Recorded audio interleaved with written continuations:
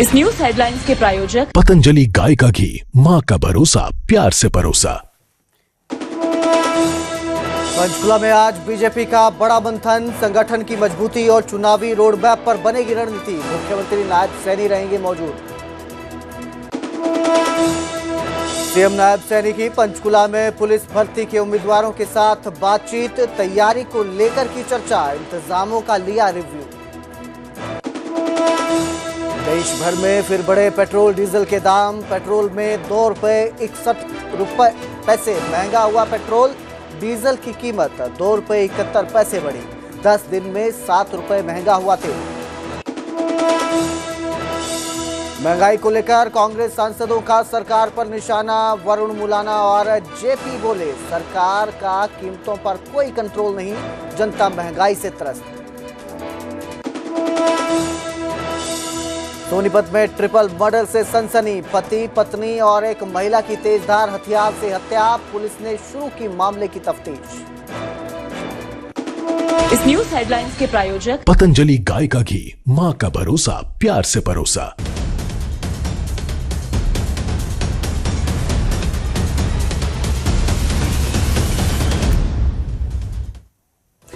नमस्कार, आप देख रहे हैं हरियाणा हिमाचल प्राइम और मैं हूं आपके साथ कुलदीप भारद्वाज।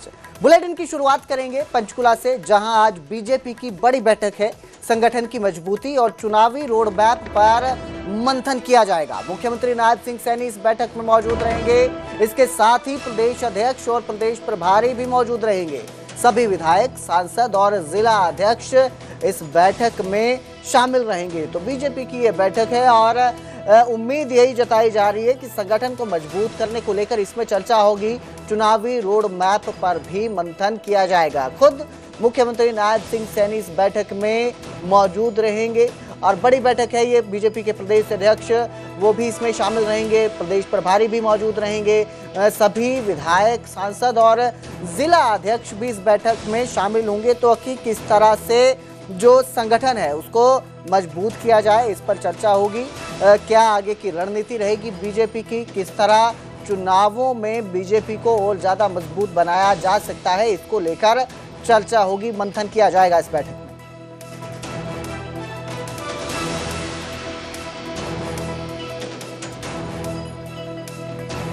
तो पंचकुला में यह बैठक हो रही है। खुद मुख्यमंत्री नायब सिंह सैनी इस बैठक में पहुंचेंगे, वहीं प्रदेश अध्यक्ष मोहनलाल बडोली भी पहुंचेंगे, प्रदेश प्रभारी भी इस बैठक में मौजूद रहेंगे। सभी विधायक बीजेपी के इस बैठक में शामिल होंगे, वहीं सांसद भी, जिला अध्यक्ष भी इस बैठक में सम्मिलित होंगे। और मेन मुद्दा है कि किस तरह संगठन को मजबूत किया जाए। बीजेपी अब जो है अपनी एकजुटता और संगठन के तौर पर ही अपनी पहचान बनाए हुए है और संगठन को कितना मजबूत आगे और किया जा सकता है, किस तरह एकजुटता संगठन में बनी रहे, इसको लेकर आज मंथन होगा इस बैठक में, बीजेपी की इस बैठक में। साथ ही चुनावी रोड मैप पर भी मंथन की संभावना जताई जा रही है। तैयार किया जाएगा आगामी चुनावों में किस तरह से बीजेपी परफॉर्म करेगी, किसको क्या जिम्मेदारी दी जाएगी, इसको लेकर भी चर्चा हो सकती है। जिला स्तर पर बीजेपी किस तरह से काम करेगी, क्योंकि जिला अध्यक्ष भी आज इस बैठक में शामिल होंगे। तो बीजेपी के जो कार्यकर्ता हैं, जो जिला अध्यक्ष पर जिला स्तर पर उनके अध्यक्ष हैं, वो किस तरह से संगठन में काम करेंगे, इसको लेकर भी मंथन होगा। तो बड़ा मंथन आज बीजेपी का होने वाला है पंचकुला में। पंचकुला में ही ये बैठक है जिसमें खुद मुख्यमंत्री नायब सिंह सैनी भी शामिल होंगे।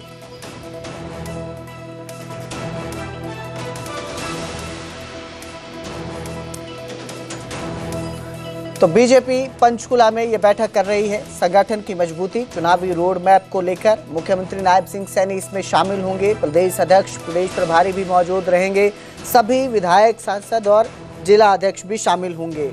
मेरे सहयोगी अंकित दुदानी हमारे साथ फोन लाइन पर जुड़े हैं। जी अंकित, ये बैठक हो रही है, क्या चर्चा हो सकती है, क्या मंथन होने वाला है इस बीजेपी की बैठक में?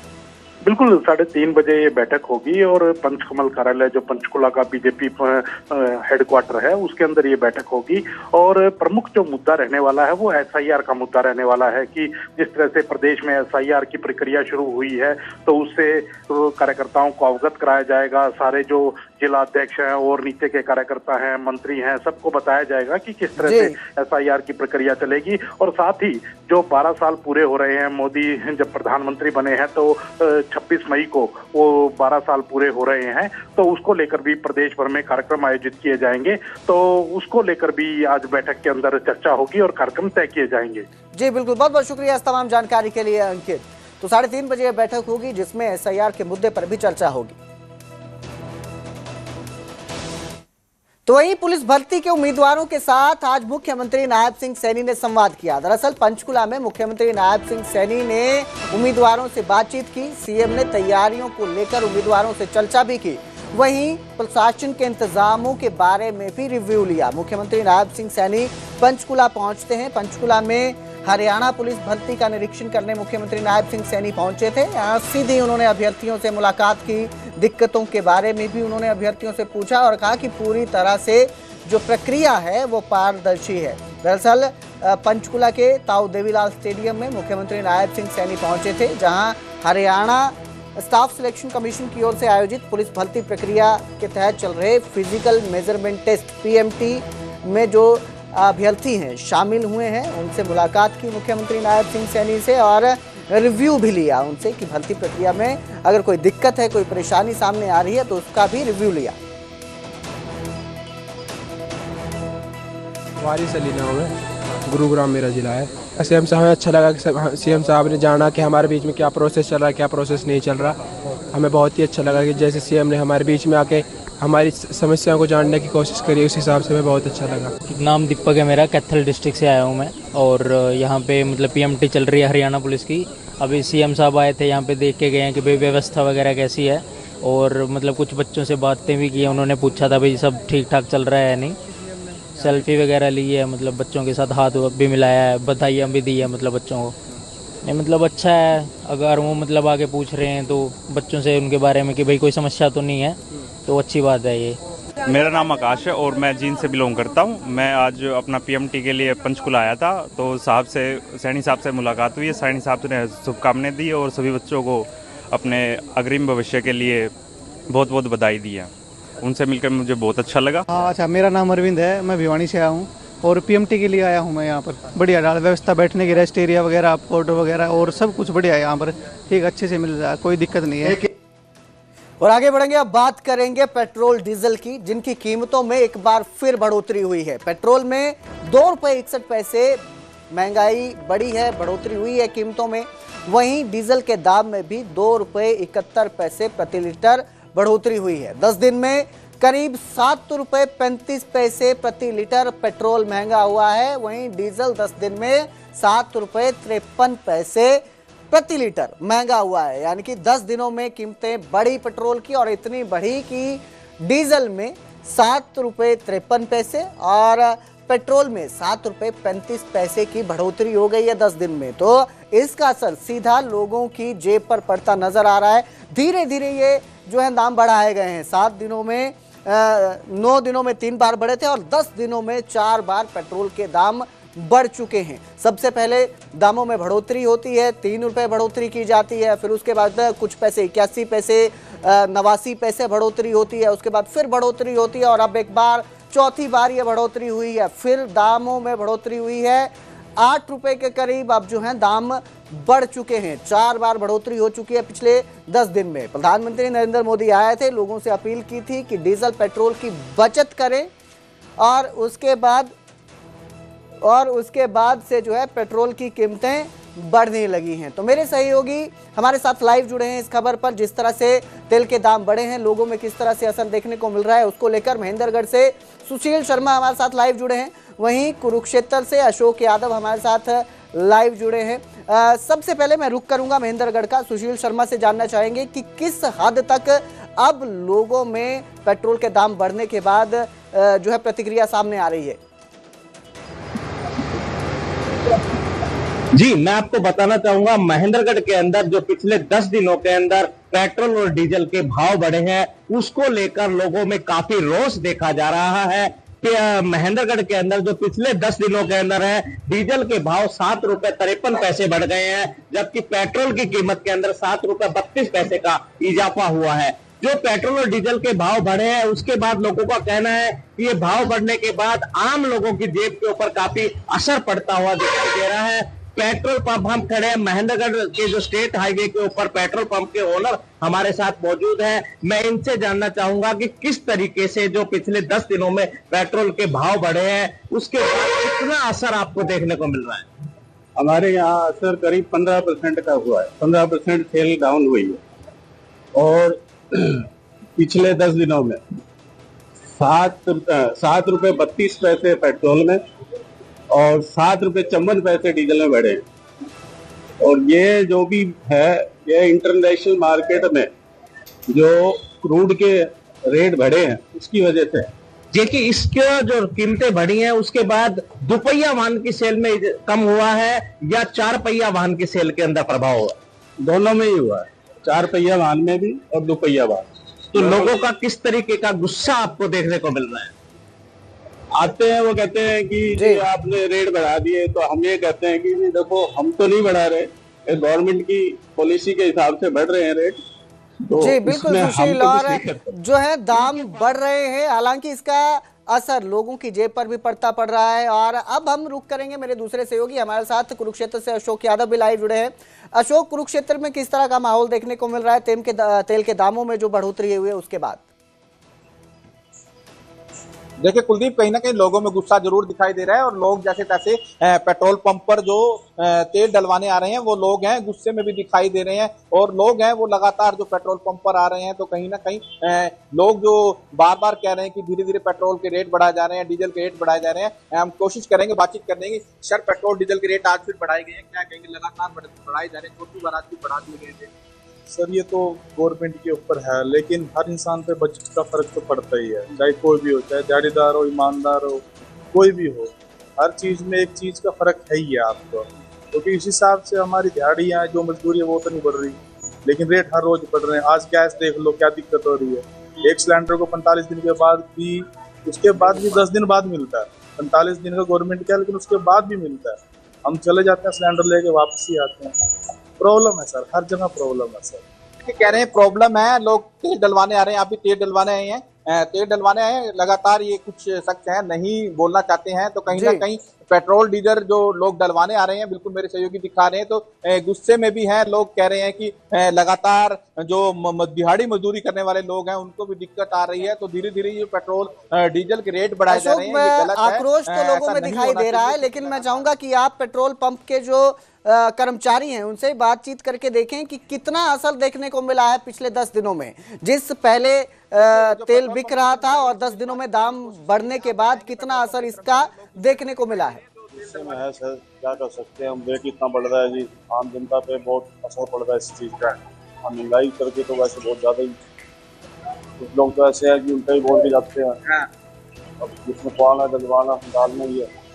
कई बंदे बहुत परेशानी से वैसे। देखिए पेट्रोल पंप पे काम करने वाले कर्मचारी पेट्रोल डालते हैं, डीजल डालते हैं, कह रहे हैं लोग कई बार इनके साथ गुस्से में दिखाई देते हैं, तो ये खुद समझाते हैं कि ये काम केंद्र सरकार का है, केंद्र सरकार पेट्रोल डीजल के रेट बढ़ा रही है, तो कहीं ना कहीं लोग गुस्से में भी दिखाई दे रहे हैं। बिल्कुल, मगर जिस तरह से 10 दिनों में दाम बढ़े हैं, करीब 8 रुपए तक पहुंच रहे हैं, 7.5 रुपए लगभग दाम बढ़ चुका है, और अब लोगों में आक्रोश इसका देखने को मिल रहा है। रोष, नाराजगी लोगों के अंदर दिखाई दे रही है। बहुत बहुत शुक्रिया मेरे दोनों सहयोगियों का हमारे साथ जुड़ने के लिए।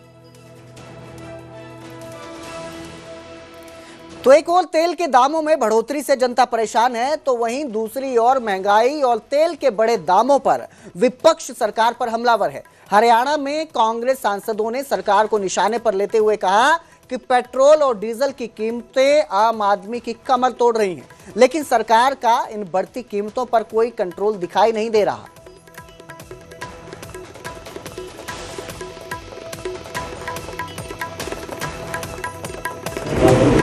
ऐसे बढ़ता गया, मुझे तो लग रहा है 15-20 रुपया के बीच में बढ़ेगा ही, इतनी भयंकर मार।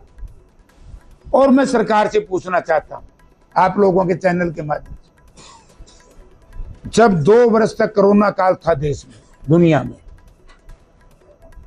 जब क्रूड ऑयल के कच्चे तेल के दाम सबसे निचले पायदान पे थे और तेल कंपनियों ने खूब पैसा कमाया, शायद बैरल 20 रुपए डॉलर, $20 प्रति बैरल। आज बैरल की कीमत बढ़ गई। वो जो पैसा है वो देश की जनता को लगाओ भाई। जो कंपनियों ने पैसा कमाया 2 साल, उसका लाभ देश की जनता को मिलना चाहिए, कंपनियों को क्यों? अब महंगाई हुई तो सारा पैसा जनता पे ठोक दिया बोझ। ये गलत है, निंदनीय है और हर किसी ने इसकी निंदा करनी चाहिए। कांग्रेस पार्टी की जब सरकार थी, मनमोहन सिंह जी प्रधानमंत्री थे, $150 से भी ऊपर चला गया था बैरल, पर तब कीमतें क्या थी? इससे आधी जो आज मौजूदा है। आज भी जो क्रूड ऑयल का बैरल है वो $100 के आसपास ही है, लेकिन यह रेट देख लो आप कहाँ पहुँचा रखे हैं। कोई रोकथाम नहीं है। और आप काफिलों की बात कर रहे हैं, भी मैंने तो मुख्यमंत्री जी को भी लिखा था कि भाई आप कोई एक अच्छी इलेक्ट्रिक व्हीकल पॉलिसी बनाइए जिससे कि जो हरियाणा वासी हैं उनको एक अच्छा विकल्प मिले और वो ईवी खरीदें। लेकिन अभी तक कोई ढंग की आप देखते हैं हरियाणा के अंदर इलेक्ट्रिक व्हीकल पॉलिसी तक नहीं बनी। एक और जहां महंगाई पर सियासत आई है तो दूसरी ओर इन दिनों कॉकरोच जनता पार्टी को लेकर भी सियासत गरमाई हुई है। हरियाणा में भी विपक्षी नेता कॉकरोच जनता पार्टी का समर्थन कर रहे हैं। इनेलो विधायक अर्जुन चौटाला ने तो खुद को कॉकरोच जनता पार्टी का विधायक ही बता दिया। इसी को लेकर अर्जुन चौटाला के साथ न्यूज़ 18 ने खास बातचीत की है। उन्होंने क्या कुछ कहा, आइए आपको सुनाते हैं। आज पूरे देश में एक ही मुद्दा गरमाया हुआ है और जिसकी सबसे ज्यादा चर्चा है वो है कॉकरोच जनता पार्टी। कॉकरोच जनता पार्टी लगभग 6-7 दिन पहले बनती है और 6-7 दिन के अंदर ही 21 मिलियन से ज़्यादा व्यूअर्स उनके हो जाते हैं जो उसको अप्रोच करते हैं। तो कहीं ना कहीं सारे जो नेता हैं वो भी उसको अप्रोच करते हैं। उन्हीं में से एक जो हरियाणा के अंदर कह सकते हैं कि कॉकरोच जनता पार्टी के पहले विधायक जो अपने आप को क्लेम कर रहे हैं, अर्जुन चौटाला, वो हमारे साथ हैं, उनसे बात करेंगे। अर्जुन जी, कॉकरोच जनता पार्टी बनी और आपने भी हाथों हाथ उसको लिया और कहा कि मैं भी कॉकरोच हूँ, क्या सोच थी इसके पीछे? नहीं, हाथों हाथ नहीं था। पहले एक दिन तक जब ये सारी प्रतिक्रियाएं चल रही थी तो हम भी देख ही रहे थे जी। असल में क्या है, असल में टर्निंग पॉइंट तब था जब रात को इनके जब अकाउंट्स को बैन करने की कोशिश करी गई और इनके अकाउंट्स को हैक करने की कोशिश करी, तब मेरे मन में एक बात आई कि देखो मैं भी उसी पीढ़ी से हूँ ना जिसको ये कहा जा रहा है। अब एक चीज़ बताओ, हम दिन रात इसके भाजपा के नेताओं को देखते हैं जो समाज में जहर उगलते हैं, दिन रात लोगों को बांटने का काम करते हैं, दिन रात लोगों को के बीच में जाके कभी जातिवाद का कभी धर्मवाद का इस तरह का जहर उगलने का काम करते हैं। आज तक सरकार ने इनको बैन नहीं करा, आज तक इनको चेतावनी नहीं दी। इन लोगों को फिर सरकार टिकट देती है और विधानसभा भेजती है। हमारे हरियाणा की विधानसभा में ऐसे 4-5 है। इतना बुरा हाल है। और जब कोई उसी तरह और जब कोई इसी देश का नागरिक आपसे सवाल कर रहा है, आपसे हिसाब मांग रहा है, आपसे पूछ रहा है कि भी देश के हालात क्या है, मुझे सच्चाई से अवगत कराओ, उस पर आप बैन कर रहे हो। ना केवल आप उसको बैन करते हो, आप उसको कीड़ा मकोड़ा कहते हो, आप उसको लेजी कहते हो, आप उसको टेररिस्ट कहते हो, आप उसको पता नहीं क्या क्या नहीं कहते। तो एक चीज़ बताओ, गलत क्या करा? सत्ता में अभी जनगणतंत्रता में सत्ता में कौन भेजता है सत्ताधारी लोगों को? जनता। तो क्या जनता का इतना भी हक नहीं है, चाहे वो जनता में 100 लोग हैं चाहे वो एक आदमी हो, हर वोटर की उतनी ताकत है, तो क्या इतना भी हक नहीं है कि यार एक सवाल तो कर रहे हैं, जवाब लेना हमारा हक है, सरकार से जवाब मांगना हमारा हक है। अगर हम अपने हक का भी प्रयोग ना करें तो इसका मतलब आप इस देश की डेमोक्रेसी को खत्म करने का काम कर रहे हैं। तो कहीं ना कहीं इसीलिए आपने आगे कदम बढ़ाते हुए कहा कि मैं पहला विधायक हूँ। मैंने, क्योंकि मेरे को पता चला कि जी इनको आरटीआई नहीं लगाने दे रही। मैंने बोला मेरे भाइयों को, मैं तो आपके माध्यम से भी मेरे सारे कॉकरोच भाइयों को कहूँगा कि अगर आपको आरटीआई लगाने में दिक्कत आ रही है, आप मेल के माध्यम से हमारे साथ संपर्क करिए। हर विधायक को विशेष ताकतें होती हैं कि भी वो लगा सकता है, तो आपकी तरफ से मैं लगाने का काम करूँगा। इसके अंदर जी मैंने बहुत खुल करके एक चीज़ बात कही है जी, देखिए जात से बड़ी जमात होती है। मेरी पूरी पीढ़ी को कॉकरोच कहा जा रहा है, मैं फिर कोई न्यारा थोड़ी, फिर मैं भी कॉकरोच ही हूँ। अब कुदरती बात है, ये कॉकरोच एक विधायक भी है, तो अब हमें इस चीज़ का फ़ायदा उठाना चाहिए। मैं तो आपके माध्यम से भी कहूँगा, cockroachmla@gmail.com, कोई भी साथी सरकार से कोई भी सवाल करना चाहे, आप इस पर हमें मेल डालने का काम करें। सरकार से सवाल लेना हम